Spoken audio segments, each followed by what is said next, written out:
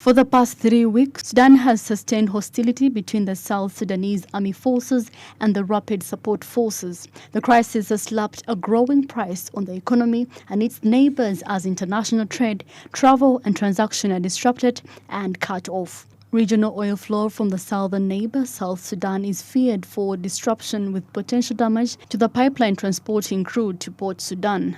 For Juba, oil accounts for over 90% of the government's budget and 70% of the GDP. That the current war in Sudan affects us in South Sudan in many ways, where our populations, our oil passes through the territory of Sudan to Port Sudan, and instability in Sudan, it can spill over and we cannot feel well. We will continue to work closely with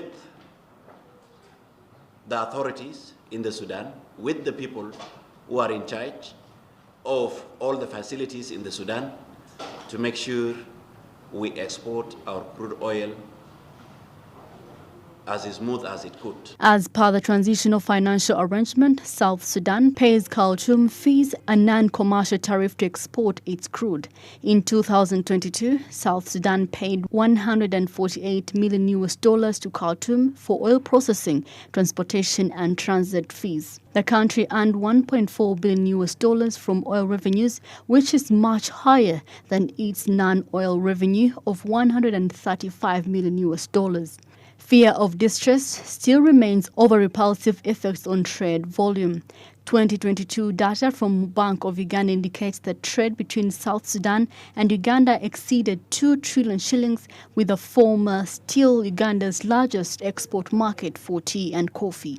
Every single market that gives one single dollar is very important. So when you lose one of the chief importer of Ugandan coffee, then we are getting stuck in rebuilding our economy the way we had strategized. Our reserves are going down. We were on 4 months, now we are telling us around like 3.5 months cover. So now if you add this type of crisis whereby now we are going to export less, therefore our reserves are likely also to go down. And when your reserves are down, then it becomes very expensive for you to cover your exports, and exports become very expensive. So these are things that are very intricate and very, very connected in terms of trade and money. Conflict between South Sudan's National Army and paramilitary forces has not only hit the host country, but neighbors such as South Sudan, Eritrea, Ethiopia, that often find Port Sudan a safe haven.